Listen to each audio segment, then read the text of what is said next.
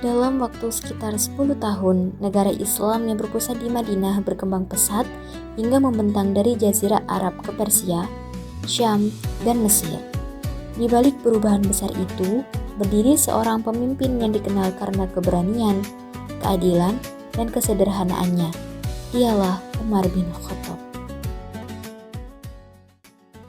Assalamualaikum warahmatullahi wabarakatuh. Yang terhormat Bapak M. Syarif MPDI selaku dosen pengampu mata kuliah pemikiran dan peradaban Islam serta teman-teman yang saya hormati. Pada video kali ini saya akan membahas tentang ekspansi kekuasaan Islam pada masa Khalifah Umar bin Khattab, yaitu salah satu periode paling penting dalam sejarah Islam. Di bawah kepemimpinan beliau, wilayah Islam berkembang sangat pesat, tidak hanya melalui kemenangan militer, tetapi juga melalui sistem pemerintahan yang adil, tertata, dan mengutamakan kesejahteraan masyarakat. Mari kita simak pembahasannya. Umar bin Khattab merupakan khalifah kedua setelah Abu Bakar As-Siddiq. Beliau mulai memimpin umat Islam pada tahun 634 Masehi. Sebelum memeluk Islam, Umar dikenal sebagai sosok yang tegas dan pemberani. Setelah masuk Islam, sifat tersebut digunakan untuk membela agama Islam.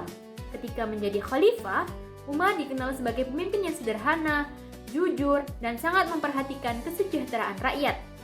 Kepemimpinannya menjadi salah satu yang paling berpengaruh dalam perkembangan peradaban Islam. Ekspansi wilayah pada masa Umar bin Khattab bukan semata-mata bertujuan untuk memperluas kekuasaan.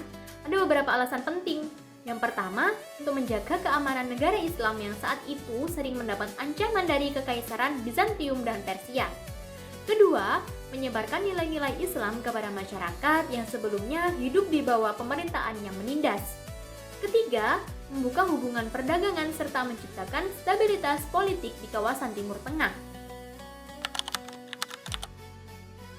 Penaklukan besar yang dilakukan oleh Umar bin Khattab atau kemenangan terbesar yang terjadi saat pemerintahan Umar bin Khattab. Yang pertama yaitu Kekaisaran Persia. Salah satu kemenangan terbesar terjadi saat pasukan Islam menghadapi Kekaisaran Persia. Dalam pertempuran Qadesiyah, pasukan Islam berhasil mengalahkan tentara Persia yang saat itu merupakan salah satu kekuatan terbesar di dunia. Kemenangan ini membuka jalan menuju ibu kota Persia dan akhirnya menyebabkan runtuhnya Kekaisaran Sasania. Kedua yaitu wilayah Syam. Di wilayah Syam, pasukan Islam berhasil mengalahkan Kekaisaran Bizantium melalui pertempuran Yarmouk. Setelah kemenangan tersebut, kota-kota penting seperti Damaskus dan Yerusalem berhasil dikuasai. Bahkan, Umar bin Khattab sendiri datang ke Yerusalem untuk menerima penyerahan kota secara damai. Yang ketiga yaitu Mesir. Setelah Syam berhasil dikuasai, ekspansi dilanjutkan ke Mesir di bawah pimpinan Amr bin As.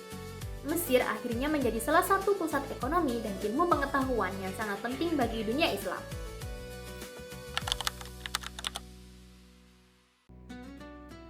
Kehebatan Umar tidak hanya dalam penaklukan saja loh.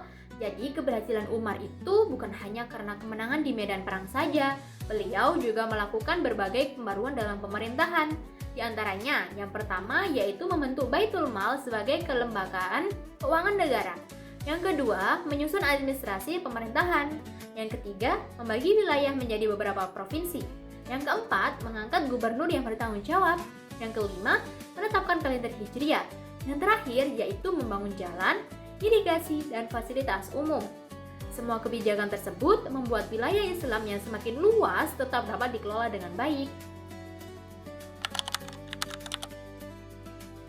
Ekspansi pada masa Umar memberikan dampak yang sangat besar. Wilayah Islam berkembang dari Jazirah Arab hingga Persia, Syam, Mesir, bahkan Afrika Utara.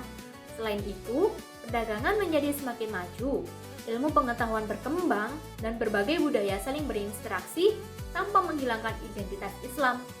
Masa pemerintahan Umar sering dianggap sebagai salah satu fondasi lahirnya peradaban Islam yang besar pada masa-masa berikutnya.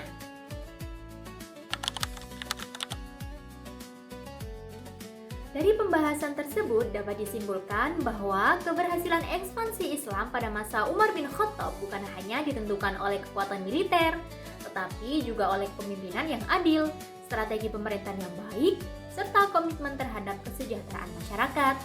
Nilai-nilai kepemimpinan Umar masih relevan hingga saat ini, terutama dalam membangun pemerintahan yang amanah, adil, dan berpihak kepada rakyat. Demikian pemaparan dan pembahasan yang dapat saya sampaikan. Terima kasih atas perhatian Bapak M. Syarif Khalili dan teman-teman semuanya. Wassalamualaikum warahmatullahi wabarakatuh. Bye-bye.